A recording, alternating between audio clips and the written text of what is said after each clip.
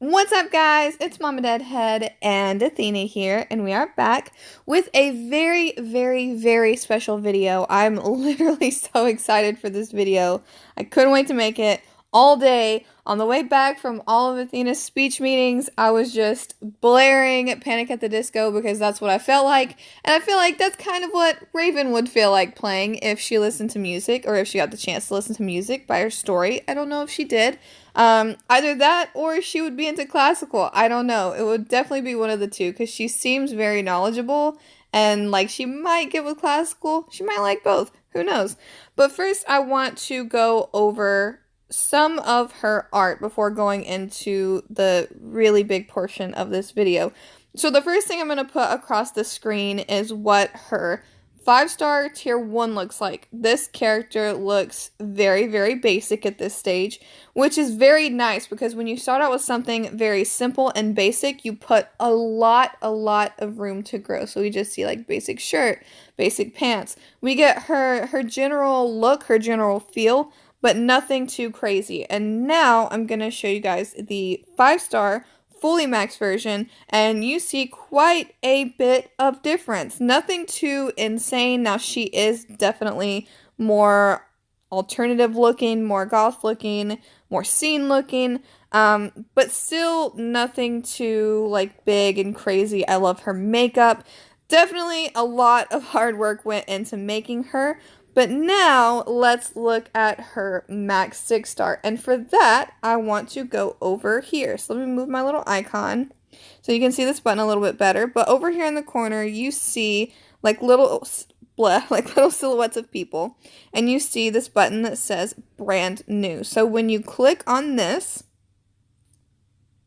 you see that the character spotlight is Raven. And you get to see her full maxed 6-star look, which is absolutely incredible. She looks really awesome. I love her hair. Her hair is really cool. I like her makeup. I like her earrings. I like all of her necklaces. One has a raven. I think that's so cool. I am in love with these gloves. I think that they are so cool looking because it kind of looks like they are like chain or metal, but they also look like bones, which I think is the coolest thing. So then we have this really sick looking weapon.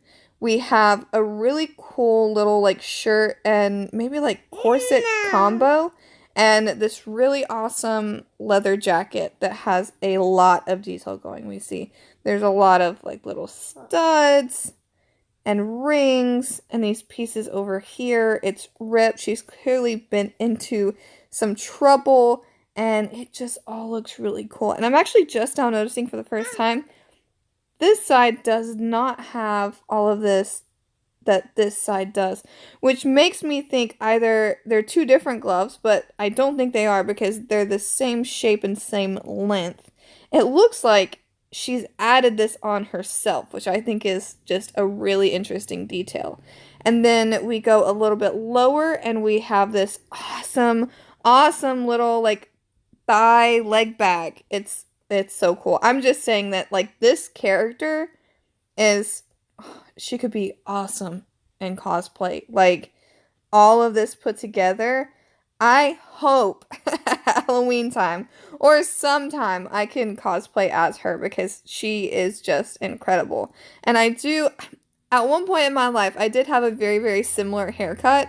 My hair on the one side has grown out quite a bit, and this side is shaved over here, but pretty similar. And if I did my hair a darker color, I definitely think I could do this cosplay. It would be pretty sick. So now, this is the most exciting thing ever to me. You guys know that I am not really into doing like the character like gameplay type walkthrough where I talk about like all she does and like should you buy her or anything like that. As far as like going over the character and going in detail and talking about it, I'm gonna leave that to Lockdown at his first looks. If you have not seen his video, please go check it out. And if you want just to read the info for yourself, go to this blog and read it because it's so awesome that we have this resource now.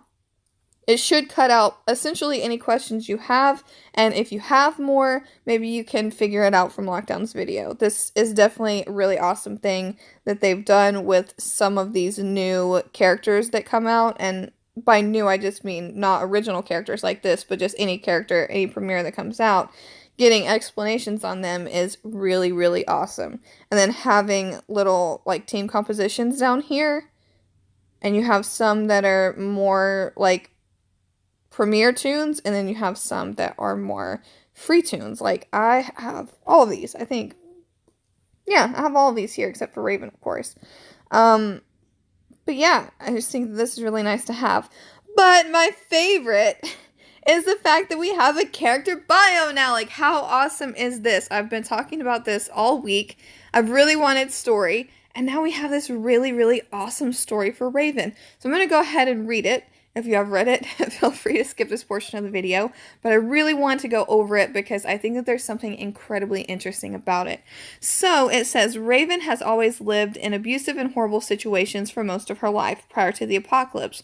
Her mother was murdered when she was little and eventually ended up in an orphanage. The caretaker of the orphanage treated the children like slaves, or not humans, and so eventually Raven ran away and lived in the forest. She eventually found a cabin with an older gentleman who took her in, becoming her father, and grew up there until she was an adult. He taught her about nature, language, and the world in general. When the apocalypse happened, her father became ill and, unable to treat him, passed away. He came back as a walker, forcing Raven to kill her father, now Walker, as her first kill in the post-apocalyptic world, a weird mixture of traumatic and therapeutic experience for Raven. As a result, Raven has always had a fascination with death. She finds peace and tranquility about it, which is, in part, why she is disturbed by walkers. She perceives the walkers as souls that haven't moved on, and therefore goes out of her way to release the souls killed from walkers. Raven occasionally, not always, uses atypical elevated vocabulary, specifically when she talks about death or nature. In those cases, her tone has a poetic elegance to it, but not to the point where the average person would find it off-putting or out of place, just an elegant way of phrasing something. Now, this is the part that I find incredibly interesting. So it says, when it comes to other people, Raven can come across a little cold or heartless, even if it's unintentional. However, she is a great person with helping those face their fears, since she herself embraces her own eventual death and helps others come to terms with their insecurities, though not necessarily in a heartfelt way. Equally, Raven isn't afraid to kill quickly and swiftly, regardless of whether or not others agree with her decision. So, the reason why I find this last portion so interesting is a thing that Lockdown talked about in his video yesterday. So keep in mind that he did this video, came out with his first look before Raven even had this bio. So I'm going to go back up here. I just have the audio for you guys to listen to. And this is what he had to say about her. So I think as a standalone character, she is actually very good. She doesn't need anyone else to be good. She is instantly as good as she can get. And I don't think anyone else can really make her any better. She's going to make other characters more powerful. She's going to allow you space and room to actually get your rushes off. Now, going back and reading this portion again, this sounds exactly like her rush. So the reason I think this sounds like her rush is because it says she is a great person with helping those face their fears, since she herself embraces her own eventual death. So let's go back up here and read this, because in her active skill, it says all other teammates get elusive for 2 turns. So she is helping others, but she embraces what she can do. And then let's go back down. And it says, equally, Raven isn't afraid to kill quickly and swiftly, regardless of whether or not others agree with her decision. So you go back up, and while she is a support toon, she does have the 1700 attack stat and deals 650% damage to a line of enemies. So she can help others, but she can also kill swiftly, and I think that that's incredibly interesting. As well as her specialist skill also ties in with that. She herself is tough. You hit her, and she's just going to toughen up even more, but yet she is still a support toon and will help others. I just find that to be so cool, and this is why I've been on this kick about talking about story, because this is what makes me want to pull for her. I think that her card is great, and I was kind of on the edge of pulling for her. But now, you know, I definitely want to throw out a 10 pull, because look at this. This is like who she is as a person and her story. And this is what she does in game 2. I think that that is just so incredible. And I think that her art put together is just also incredible. So now I'm going to switch over to voicing what her story map was. Alright guys, so I'm just going to let this play in the background. I'm not going to necessarily read every one, but I do want to talk a little bit about her and this story. So I think that it's really awesome that her map and where she was the Smithsonian. I think that that's incredibly accurate to who Raven is as a character.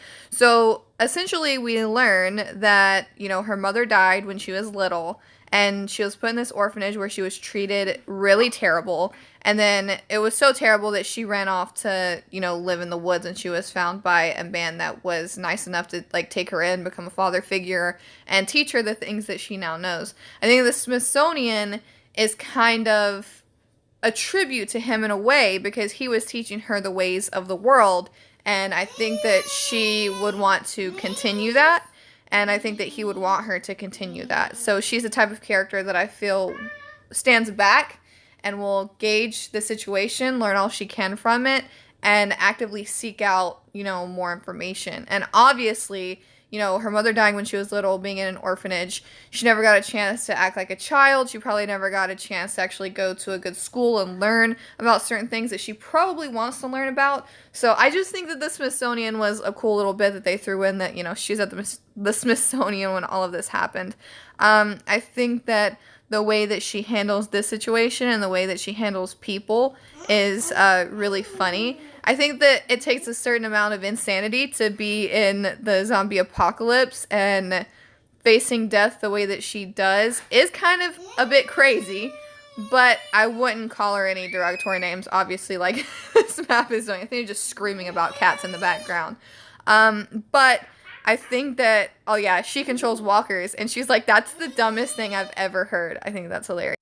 Another thing I really enjoy about this map is the fact that she doesn't just stand there like on a lot of maps that we've seen. She has this cute little, like, stance where she has one of her arms crossed and her hand up. I think that at some point she has, like, fully crossed arms. She kind of is on one hip. It's very sassy. It's very unique. I haven't really seen any other characters do this. I really liked Davy's facial expressions as well on his map. His were just, well, you guys know, he's wild. He's wild. But this, I just thought was, like, really nice to pair with the story. And I probably read into it more than a lot of people, but I thought that overall it fit her incredibly well.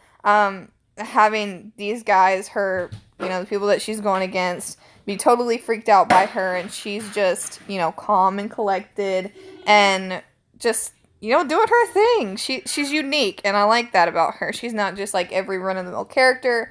We got this really cool background, so we see why she acts this way, and I would really, really, really, really, really, really love more bios going into the future, because I think that it adds a bit of depth to the characters that we're pulling for. I think that it just certainly helps overall. It definitely pushed me to do a 10 pull for this character. So, I don't know. I just think that it's incredibly nice to have something like this, because we have the comics and we read them, and that's why we're so passionate about some of these characters. Like, I did a 40 pull for Princess. It didn't matter what she did. I was going to do a 40 pull for Princess, because she's Princess, and I know her story from the comics. So it's nice to have this. It's nice to have this now, so that we have, you know, that little backstory that makes us that much more attached to the characters. Or maybe not. Maybe this isn't the story for you, and maybe one of the future characters that come out will really catch your eye, and you'll feel the same way I do about this character.